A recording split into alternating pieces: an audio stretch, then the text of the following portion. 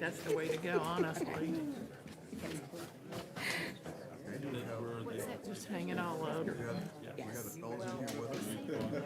I'll cover you. You'll be fine. You always do good.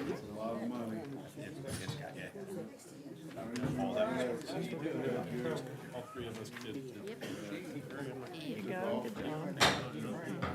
I'd like to call the March meeting of the Lafayette Common Council to order.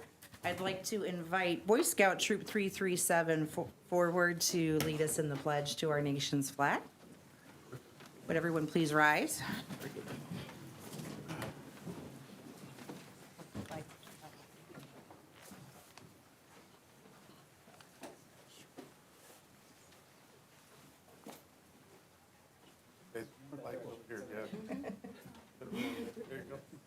Let's go ahead and salute.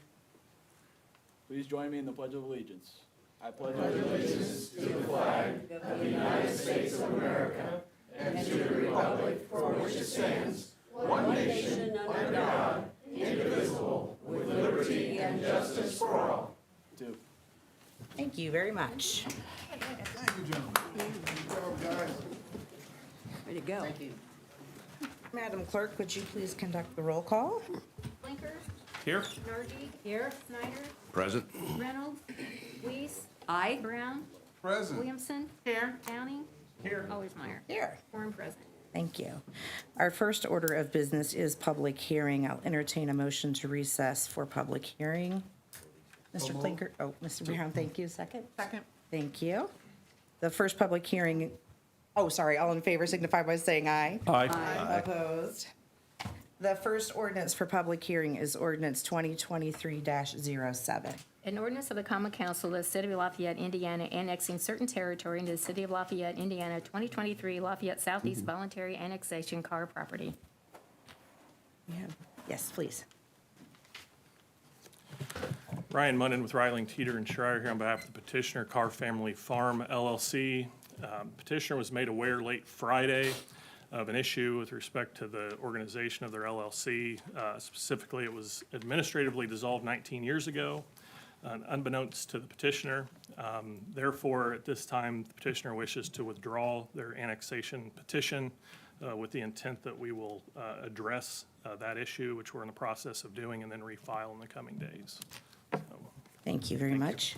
Since the petitioner has withdrawn their ordinance request, we will close that ordinance to public comment, but if you feel you still would like to make comment over that particular ordinance, you may do so during the public comment portion at the end of the meeting.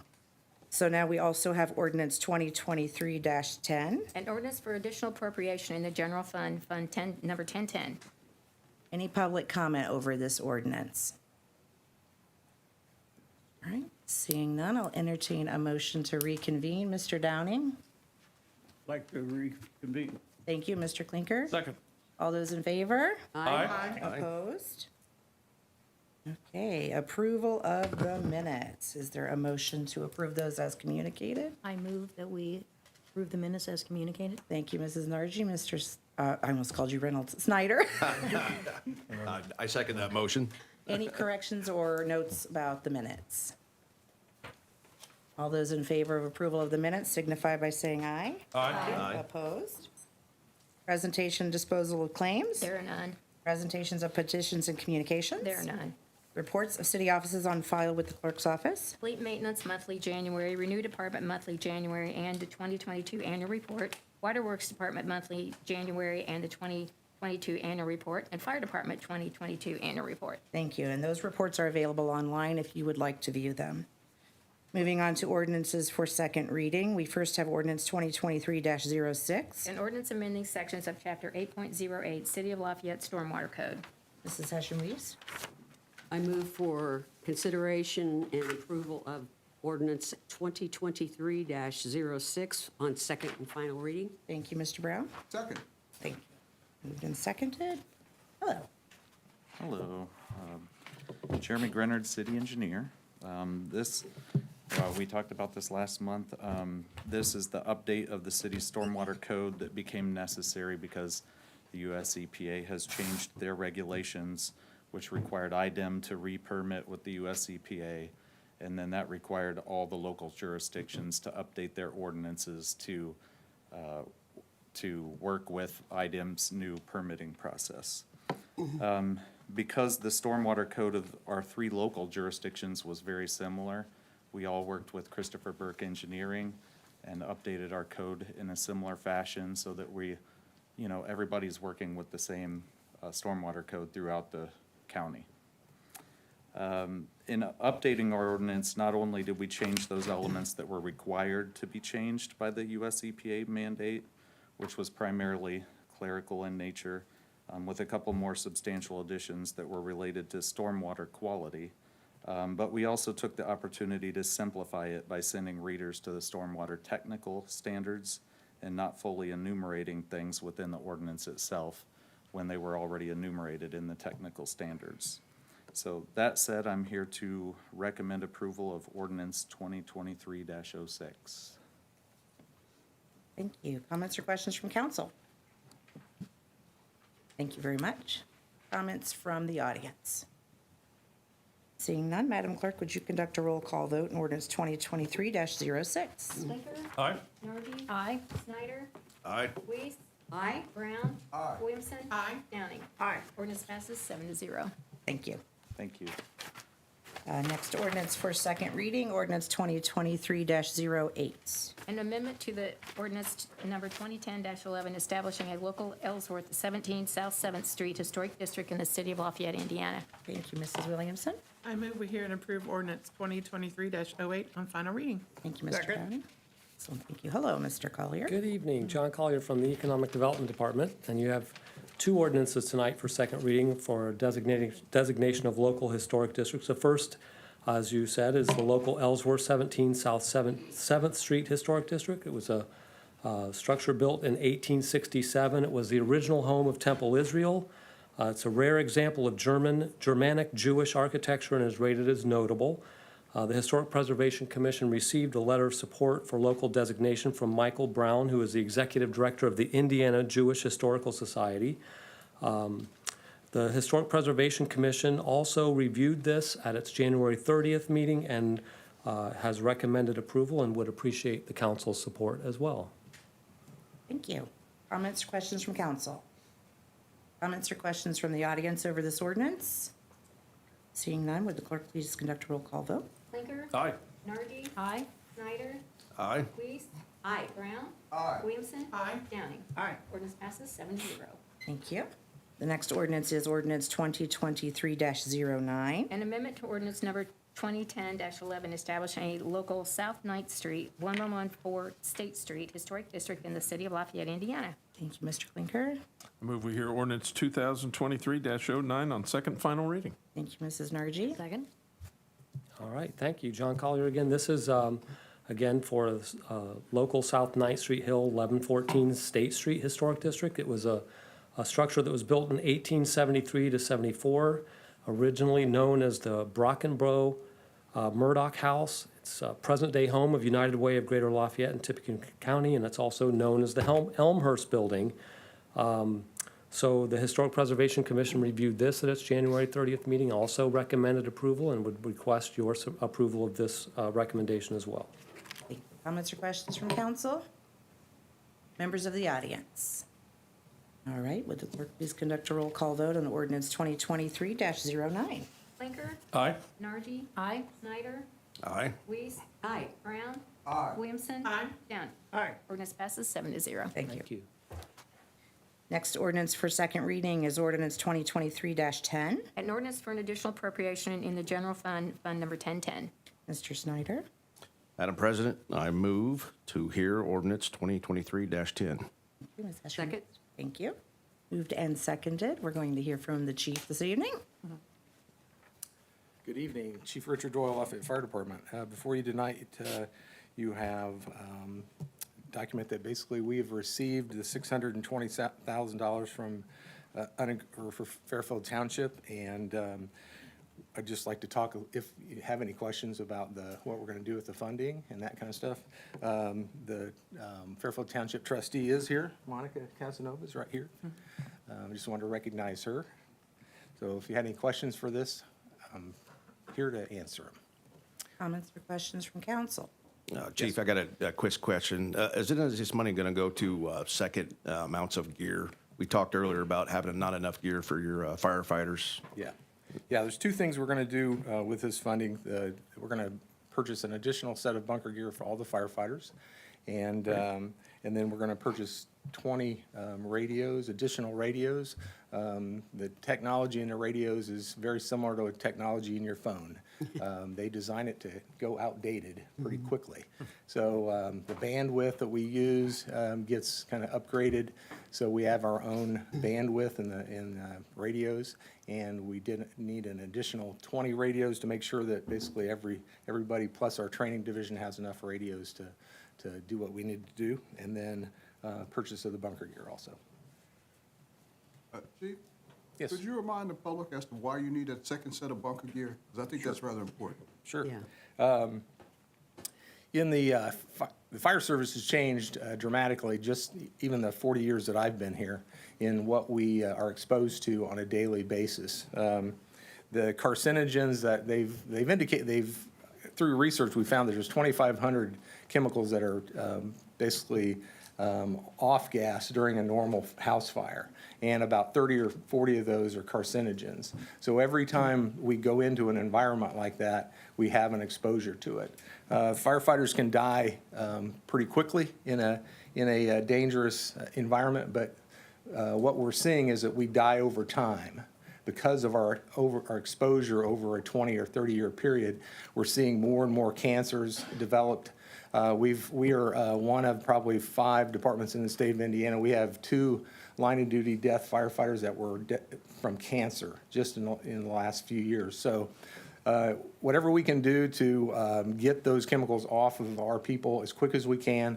One of the problems we have right now with one set of bunker gear is they'll go into a fire tonight and they can't get that equipment washed until maybe the last day of their duty, 4 or 5 days. And if they catch a couple fires in a set, then they're putting that on multiple times a day, getting it re-exposed essentially multiple times every day. So when we have that second set of gear, they have a fire, they can get out of it, they can wash their other set of gear, get it dried and get back into it, and it gets those contaminants off of them as quick as we can.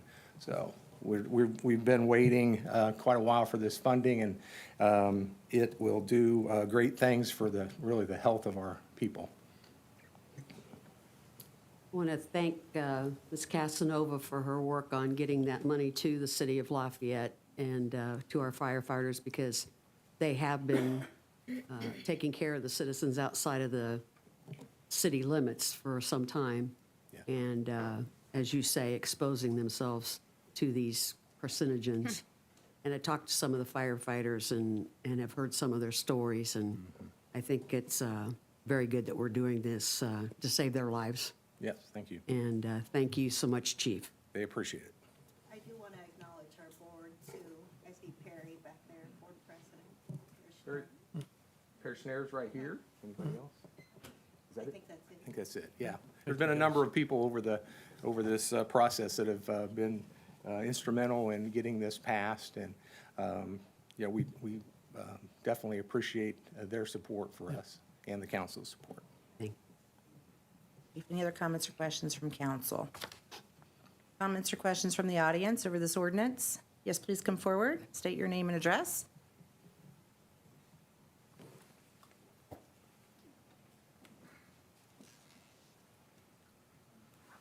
Hello, Kirk Freeman, 1200 Ridgeway Avenue, Lafayette, Indiana. It's my memory that in October of 2019, when the chief was here with his costume dog to ask for taxes on the taxpayers, the people of Lafayette, that one of the concerns that they would use this increased tax money for, which you ultimately took from us, was additional bunker gear. Why has it taken so long, and what are you doing with the money that you said you would use for increased bunker gear from raising our taxes? Thank you.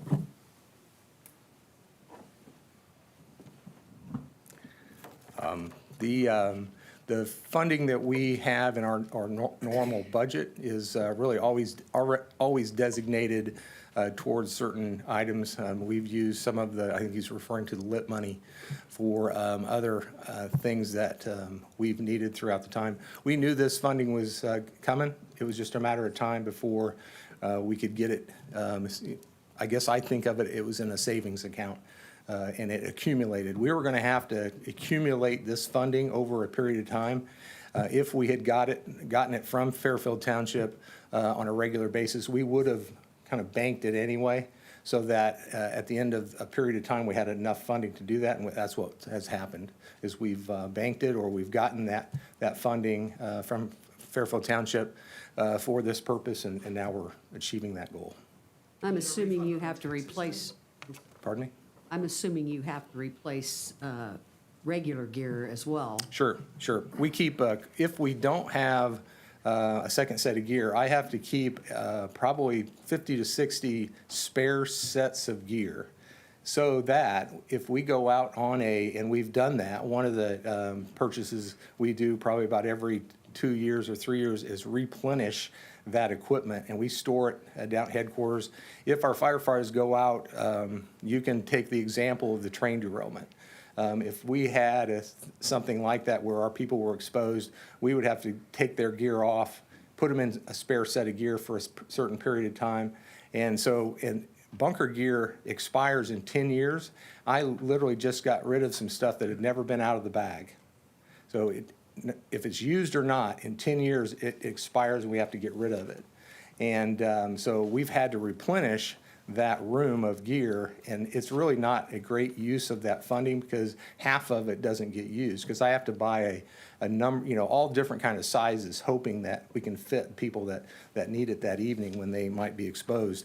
This way, we know that they're fit, it's the best equipment for them, and we're not really having gear that we've never used that expire. So, How much does a set of bunker gear cost? the quote on this is going to be about $3,400 a piece. Yeah. And how many firefighters do we currently There's have? 142. We're going to need 156 because we have 14 people coming on in July, and we'll get them 2 sets to start with. So basically 156 sets we'll be purchasing. Yeah. Yes, sir. Anything else?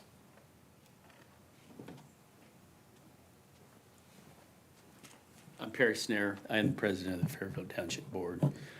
Maybe I can answer your question, sir, on the taxes. The money that he requested goes into our FAR fund. So that's where that excess money is went. So to answer your question, sir, the taxes that you paid, we have it in a bank. So it's not going to waste. So it is going to get to good use right now. So getting a refund, you are getting a refund. It's going to the firefighters, okay, sir? So. Thank you, Mr. Any other comments or questions from the audience? Would the clerk please conduct a roll call vote on ordinance 2023-10? Flinker? Aye. Nargi? Aye. Snyder? Aye. Weiss? Aye. Brown? Aye. Williamson? Aye. Downing? Aye. Ordinance passes 7-0. Thank you. Thank you, Chief.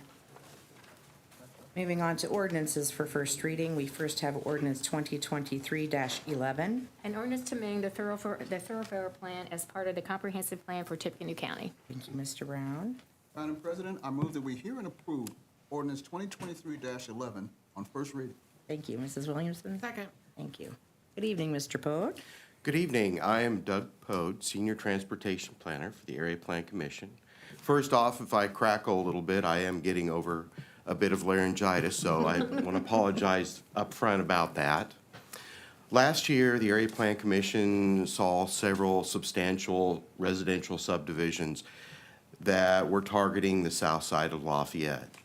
And if this was going to move forward, we noticed internally that our road system would be inadequate to handle that. Specifically, if you look at the road system to the south, we have some really well-defined east-west roads: Veterans Memorial, 450 South, 500 South, and 600. However, if you look at the north-south road alignments, you have Concord Road and 450 East. That's 2 miles apart. So in essence, when we saw these developments and we saw this huge block, we recognize that there is a need for a new north-south road between Concord and 450 East. Internally, we started that discussion and we decided that the best way to address this would be at some point in the future. Right now, we're only designating that road, and the need, or at least recognizing that, would be to construct a non-residential collector. That collector is the next higher level above a local road. So it would not function like Veterans Memorial or Concord Road. It would address more local traffic.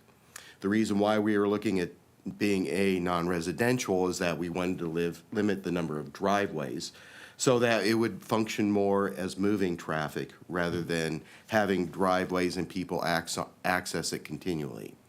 Another point that we wanted to add to this is that we also recognize that there is Woodland Elementary School, and that right now with the shortage of bus drivers, it would be a great opportunity to have this road have a trail so that if this is built, we would have a safe means for children to walk along this trail to get to the elementary school.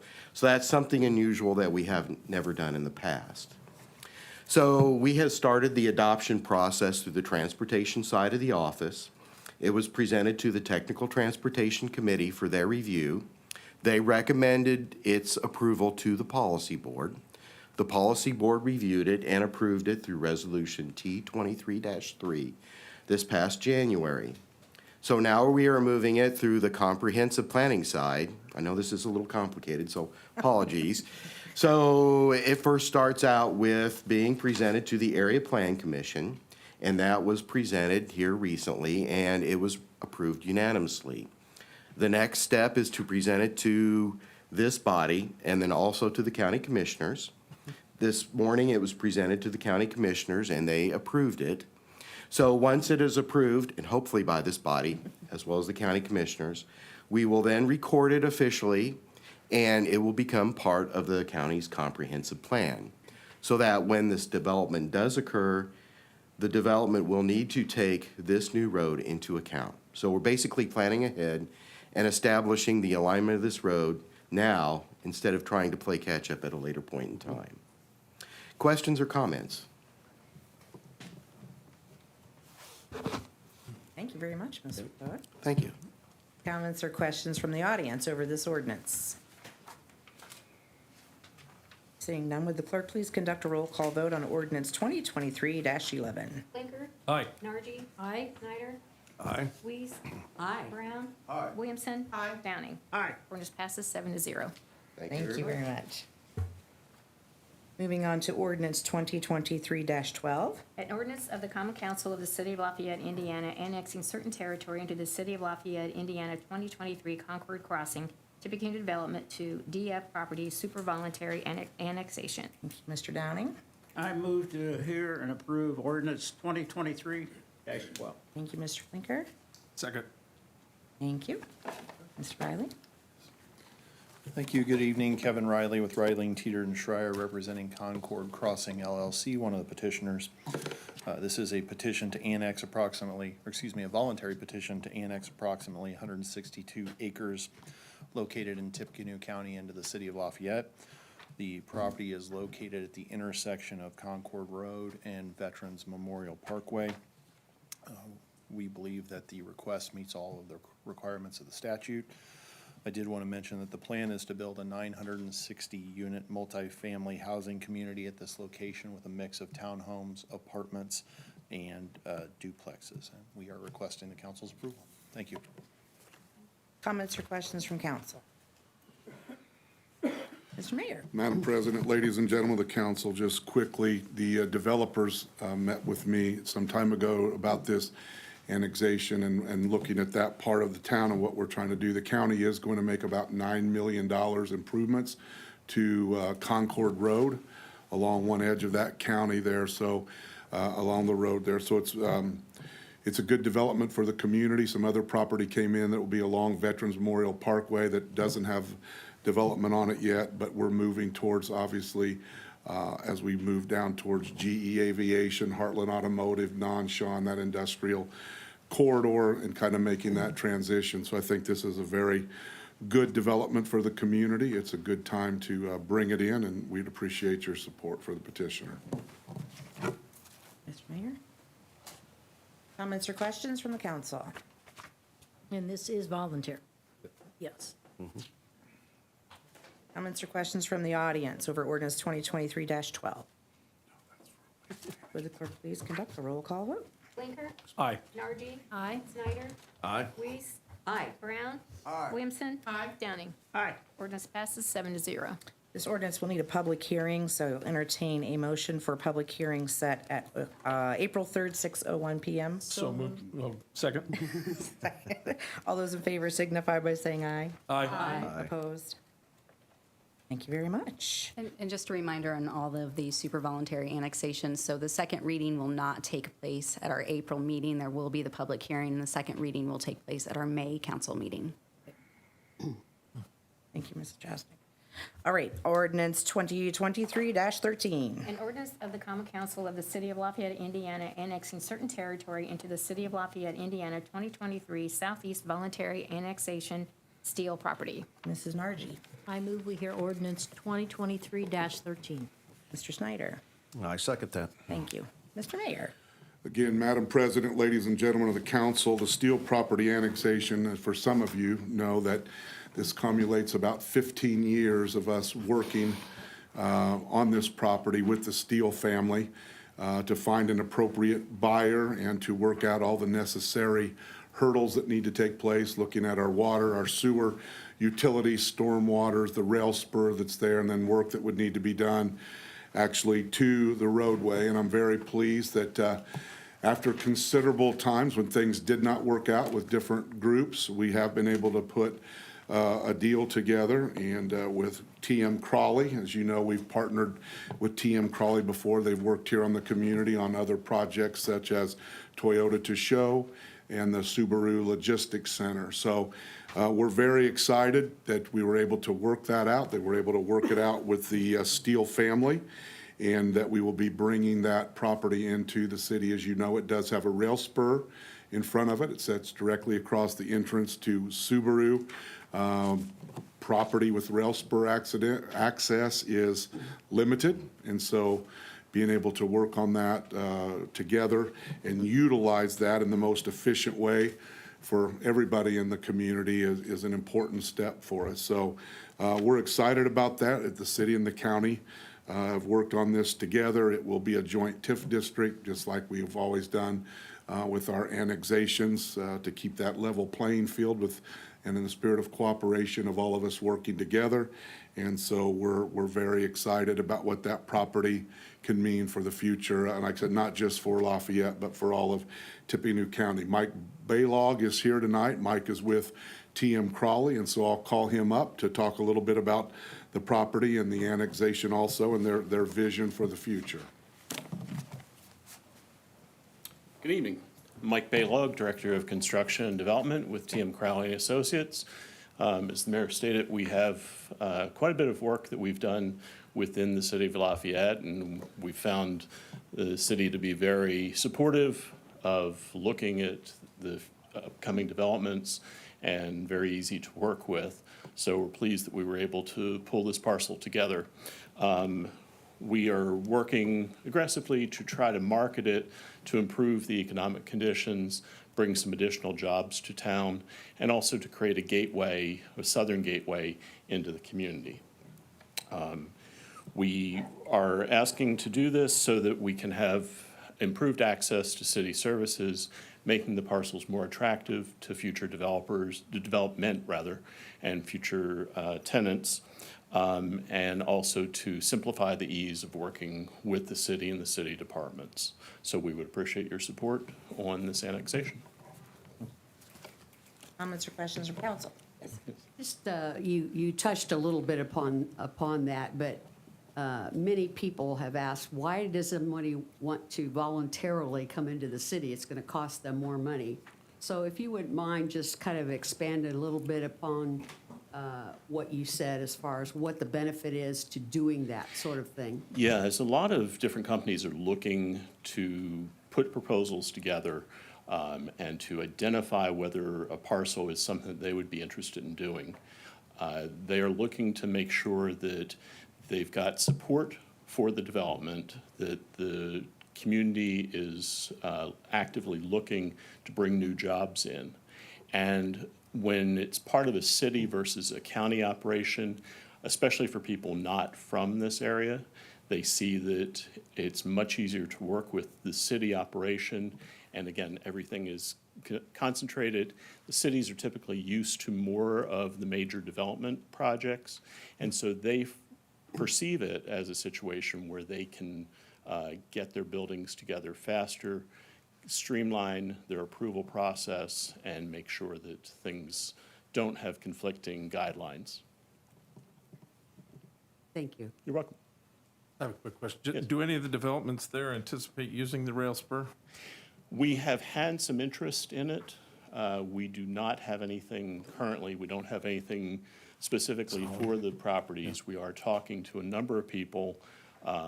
There has been a lot of consideration of this site, and especially because of the size of it, that it presents a unique opportunity to have 300 acres, majority of which are part of this side of the property. There's a small piece on the other side of 65, but it gives them more opportunity to see how they could position their operations on the site, as well as having some frontage to 65. Any other comments from council? Thank you. Thank you. Comments or questions from the audience on ordinance 2023-13? Seeing none, would the clerk please conduct a roll call vote? Blinker. Aye. Nargi. Aye. Snyder. Aye. Weiss. Aye. Brown. Williamson. Downing. Aye. Ordinance passes 7-0. This ordinance will also need a public hearing. I will entertain a motion to set such hearing on April 3rd at 6:02 PM. So move. Second. Second. All those in favor signify by saying aye. Aye. Opposed? Thank you. That concludes our ordinance portion of the evening. On to resolutions. Do we need to read the resolution into the record and then motion? Okay. First is Resolution 2023-05. A resolution establishing a fiscal plan for the annexation of certain territory into the city of Lafayette, Indiana, 2023 Lafayette Southeast Voluntary Annexation Car Property. So the petitioner withdrew their request for this resolution. So now we will need a motion to remove this resolution from the agenda. So moved. Mr. Downing, thank you. And a second? Second. Thank you. All those in favor signify by saying aye. Aye. Opposed? Thank you. Resolution 2023-06. A resolution to transfer appropriations between the major budget classifications. Thank you, Mr. Klinker. Move we hear Resolution 2023-06. Mrs. Nargi? Second. Thank you.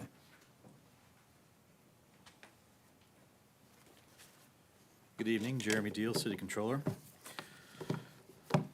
Madam President, ladies and gentlemen of the council, you have before you a resolution that is a matter of budgetary housekeeping. Of the transfers listed, all of the funds involved, all of the departments cited, there is no request for additional expenditure. This is simply a matter of moving budget from one major category to another within those funds and departments. So I humbly request your approval of these transfers, and I can explain further any questions you might have, or answer any questions you might have. Comments or questions from council? Comments or questions from the audience? All right, seeing none, could you please conduct a roll call vote on Resolution 2023-06? Blinker. Aye. Nargi. Aye. Snyder. Aye. Weiss. Aye. Brown. Williamson. Downing. Aye. Resolution passes 7-0. Thank you. Thank you. Reports of standing committees. Reports of special committees. Reports by the mayor. No, ma'am. Miscellaneous and new business. Reports of council people. All right, we are moving on to the public comment portion of the evening. We do welcome all public comment at the council meeting this evening. I'd like to remind you to keep your remarks to 3 minutes. State your name and address when approaching the podium, And as always, we request that you remain respectful when addressing the council.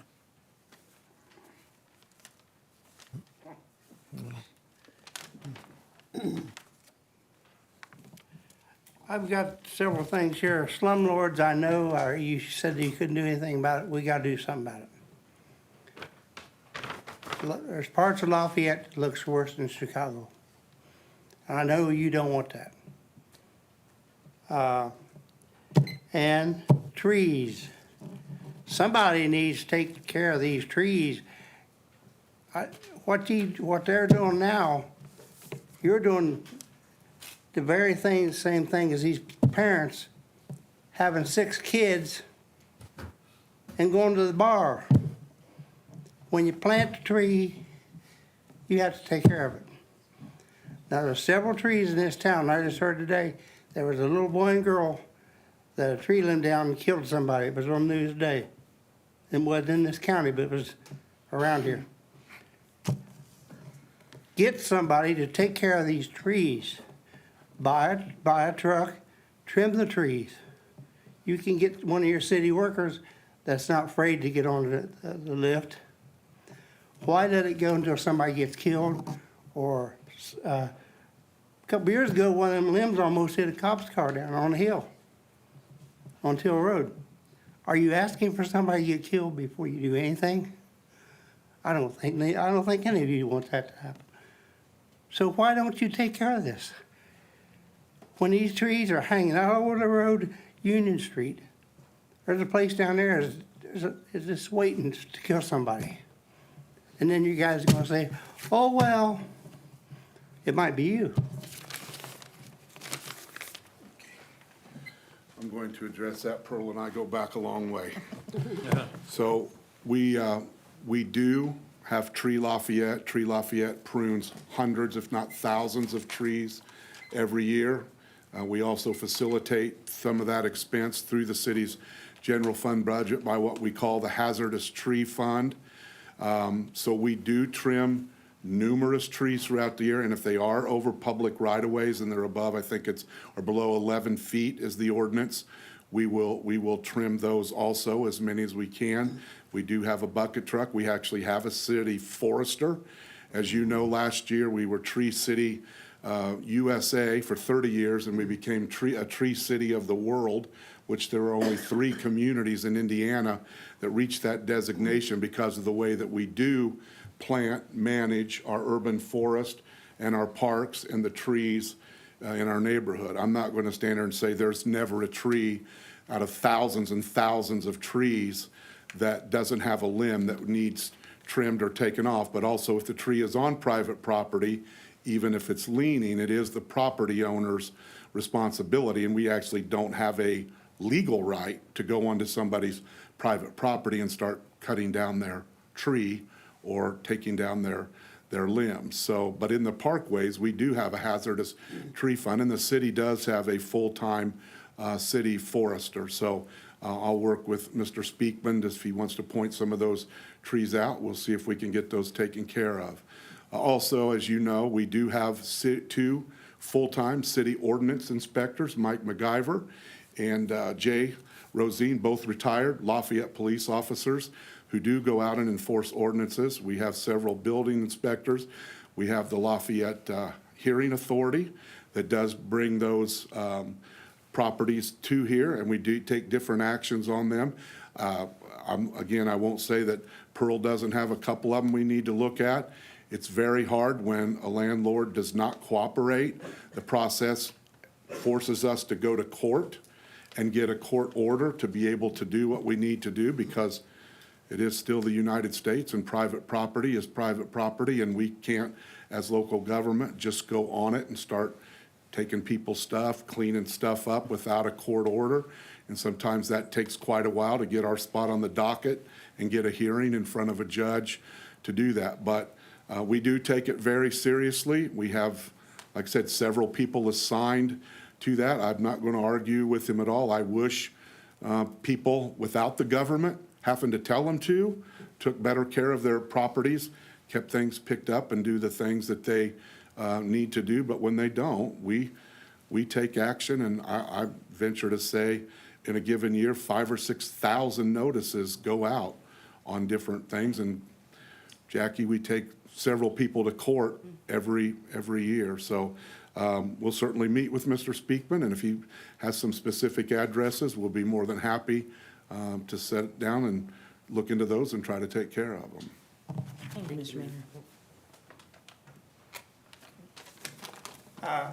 Addressing what the mayor says, you guys, I know you guys have got other things to worry about, but I've got two neighbors on the left and the right.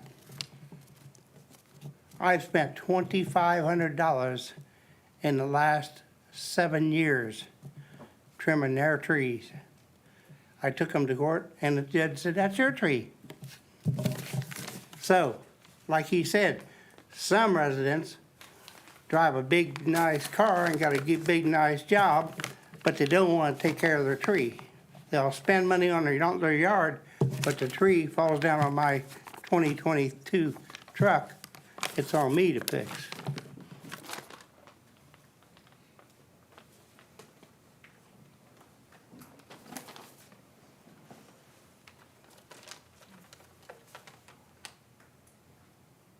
Good evening. My name is Brent Justice. I live at 309 North 23rd Street. I'd first like to recognize Troop 337 for kicking us off this evening. Keep up the good work, fellas. This morning I spoke in front of the commissioners and largely in front of a room of people who had already made up their minds and taken a position on an issue one way or the other, and there was not much that was going to change that. I am changing my tone this evening, and I thank you for hearing me out. I've lived in Lafayette my entire life, at some point in nearly every corner of this community. Issues that have arisen here and there were largely well handled, which is one reason I've never felt the need to involve myself in any of this. Frankly, I have no idea how you all can handle all of this day in and day out. It's unnerving at best. I know, as I've been told by Sue in the clerk's office multiple times, she's been very patient, the relocation of the needle exchange is not under control of the city council or the mayor. None of this is your fault. Well, it's not my fault either. It's not my wife's fault. It's not Sue's fault. It's certainly not my daughter's fault, but here we are. While it may not be your fault or mine, it doesn't change the fact that as neighbors and community members, it's our responsibility. We are all in this together, and without each other's support, we won't be able to care for those who need it most, our children. The children are not our only concern, but they need to be our priority.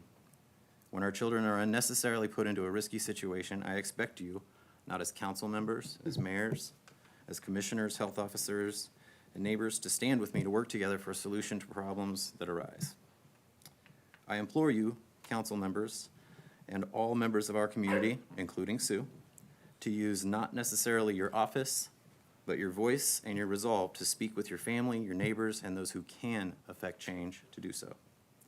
If you have not yet joined the community members who added their name to the growing list of concerned community members on our petition, please consider doing so. I hope my plea has been well heard and received, and I thank you, councilpersons, for your time. Before I go, I'd like to encourage anyone listening to please visit recoverycafelafayette.org. Thank you.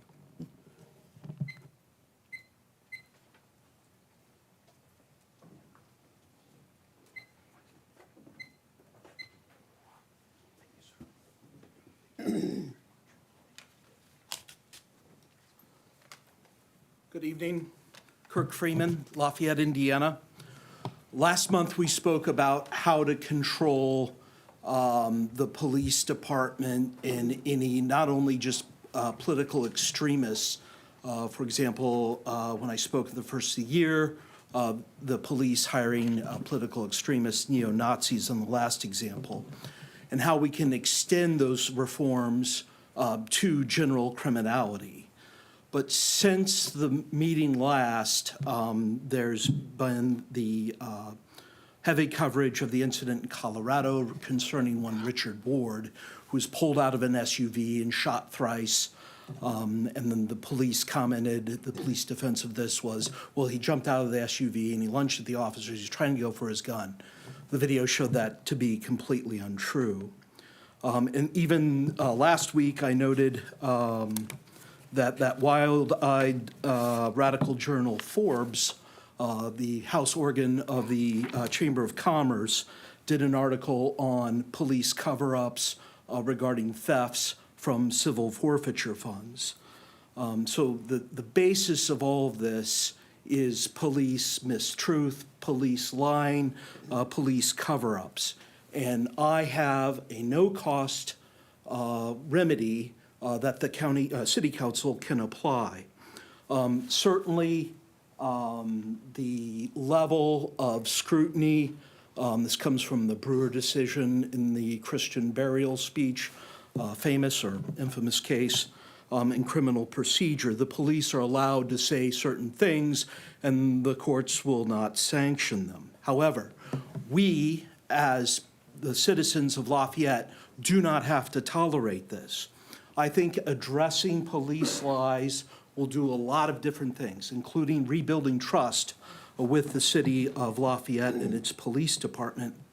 And we hit them where it matters most, their money. We can administratively apply liquidated damages to the police budget. For every untruth they tell, for every lie they tell us, we can deduct an amount of money, $20,000, $30,000, and it can be a progressive scale. For the first lie they tell us, it's X. For the second lie, it's X plus 10,000, 20,000, what have you.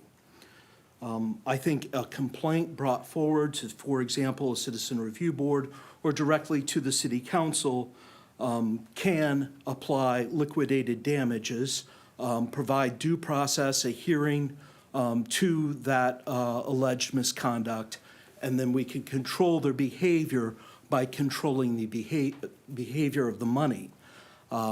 This will allow the police not only to sanction those officers, Thank you, but Mr. apply a Freeman. Your time culture has of lapsed. truth.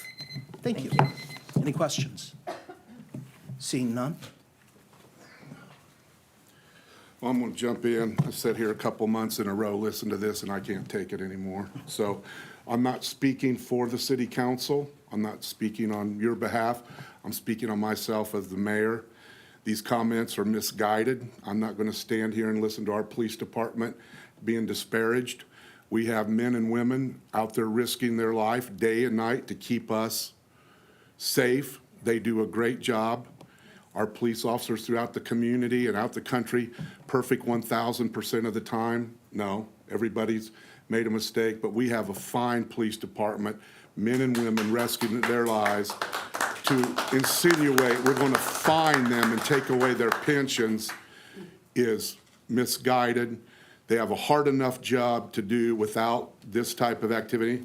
I will tell the council, for public record, for the media, I will never sign anything like was just described. If it would pass, I will never sign something like that. The police department has my support 100%. And they're good people doing a hard job under difficult circumstances, and this is a personal vendetta against the police department, and I want to be on the record. I don't support it, I won't support it, and I support the men and women of the Lafayette Police Department. Bravo.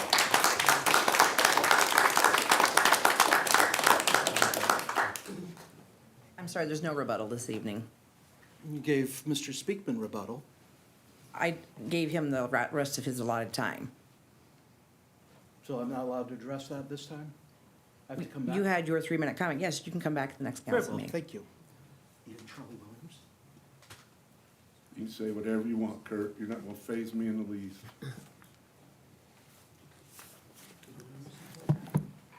Good evening, Mr. Mayor, City Council. My name's Chris Wisher. I'm an attorney with Stolking and Ogden in Indianapolis. I'm here tonight on the behalf of the town of Dayton, and I know that that was withdrawn, that annexation petition was withdrawn, but thought since we were here, I would hit a couple of highlights. There were a couple of letters that were delivered to you all on Friday, one from me, one from the Dayton Town Council. You have those.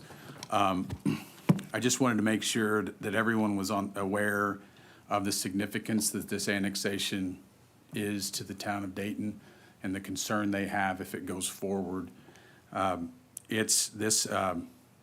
There are members of the town council here with me tonight, but they will reserve their comments for later if this comes back. This annexation was a surprise to them. This has been a long time part of their growth and comprehensive plan, I think for 30 years or more, 40 years. They've spent a lot of time and effort and money towards this and surrounding area becoming part of the town of Dayton, and it's critical to their long-term prosperity. They've acquired land for roadway along the eastern side of this acreage with the intention of building a road to serve this property. It's part of an economic development area. It was part of a TIF area.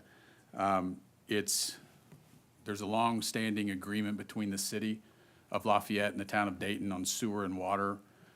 This property is part of the sewer and water jurisdiction under those agreements. And so I haven't seen the fiscal plan, but I know I'm aware of it, and that it provides that the utilities would be provided by the city of Lafayette. And so I think that agreement needs to be taken into consideration. And so, again, just want to make sure and highlight the importance of this to the town. Obviously, there's going to be a little bit of a delay here while this gets started again. Assuming it gets started again, we'd just like to encourage the city council to think about this, perhaps not annex this property and leave it for negotiation between the town and the property owners, or the town to proceed with annexation, or at least to pause a little bit, and let's have a conversation about what's best for all parties involved, including the town and the city and the region. Obviously, we're in a regionalized area, and having strong cities and towns is important, and growth is important for that. You all know that. You know, annexations have become incredibly difficult over the years as the legislation has changed to make it more difficult. And so this annexation, if this property goes into the city of Dayton, will be a significant blow to Dayton's growth plans and their long-term health. And so with that, I'll leave my comments to that. If anyone has any questions, you can certainly reach out to me or any of the members of the Dayton Town Council. Like I say, we'd like to have a dialogue. Thank you for your time.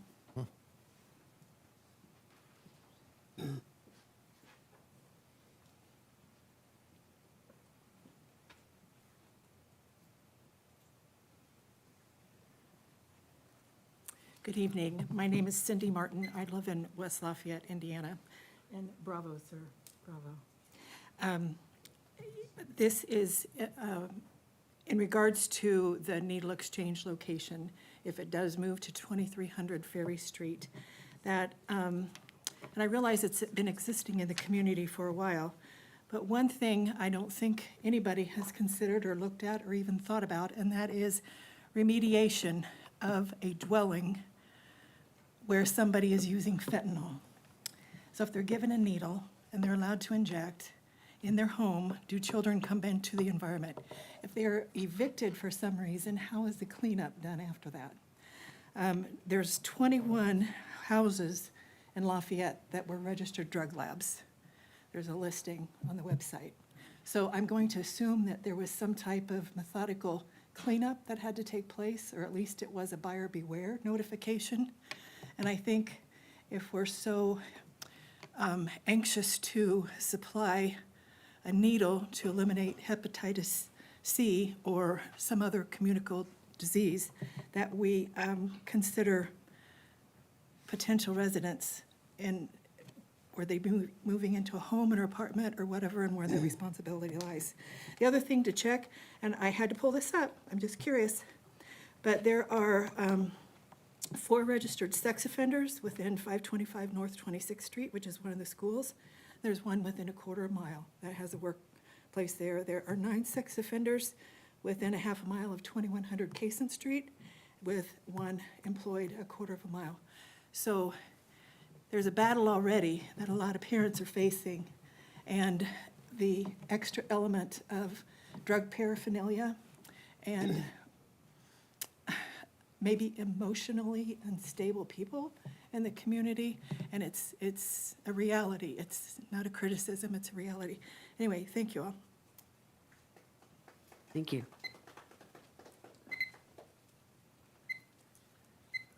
Madam President and councilmen and women, my name's Dan Sockel.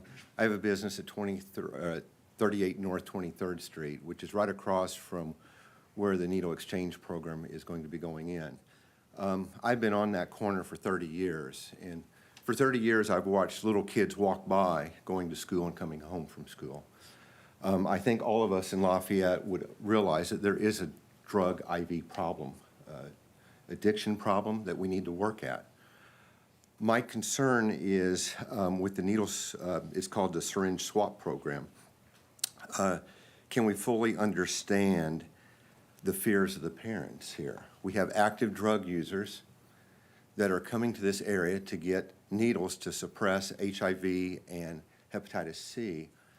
But the issue is we also have little kids in the area. We have Murdoch School, we have Sunnyside Intermediate, and we have Lafayette Christian School, all within a quarter mile of this location. So I have the heart of, I've seen these kids for 30 years, and I have the heart of the neighborhood. This neighborhood has been fairly safe for these little kids. In trying to get my head around this and trying to understand, I've spoken with quite a few of the Lafayette Police Force. Wonderful people, wonderful people. And without exception, all the policemen have told me, not in this area because of the kids. Not, please don't put it in this area because of the kids. I tried to figure out a little bit more about the situation from the IV drug user side. And speaking with one of the past sheriffs of the community, he said, we need to realize here that the police have certain directives not to withhold or prevent IV drug users from coming to this facility. Well, how do you balance that? So you have to pull back your police force a bit in this area to allow IV drug users to come in and use this facility to get new needles, with the balance of how do we protect the little kids in the area? How do we keep them safe in the process? So, I think the simple solution is a good program to try to prevent HIV and hepatitis C, but we also want to protect the kids of the area. So the solution would be, let's try to move it to an area that's agreeable with the police, with the mayor, with the people that are using it. And that would be my plea to the council. So thank you for your time.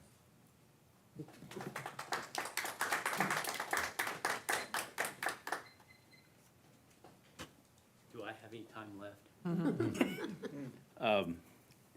I'm coming up here and talking after all this stuff, wow. But what I want to finish up explaining about the fire fund. The past 4 years, we only gave out $100,000, and we did an agreement with them every year, and Mr. Snyder can understand this because he's on it for a little bit. And so we had an agreement, we'd give them $100,000 each year.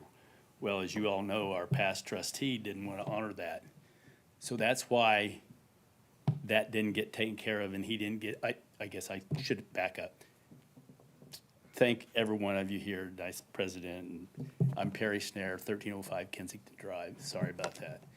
But we didn't do that, but it was in the bank, it wasn't getting misused, it wasn't getting lost or anything. So that's why that we did that at that time, at the first meeting in January, that we did this. We gave this money to them, or was it then, or was it? It was. Yeah, it was in January. So we gave them that money so they can do their good thing, which our firemen and our policemen and our doctors and nurses in this area, we're the luckiest dang place in the world, in Indiana, which we have United Way also, that takes care of us all. So we want to make sure that those firemen are not having to go to the hospital or whatever. So I just wanted to explain to that money wasn't getting misused or lost. So that's it. Sorry. Thank you.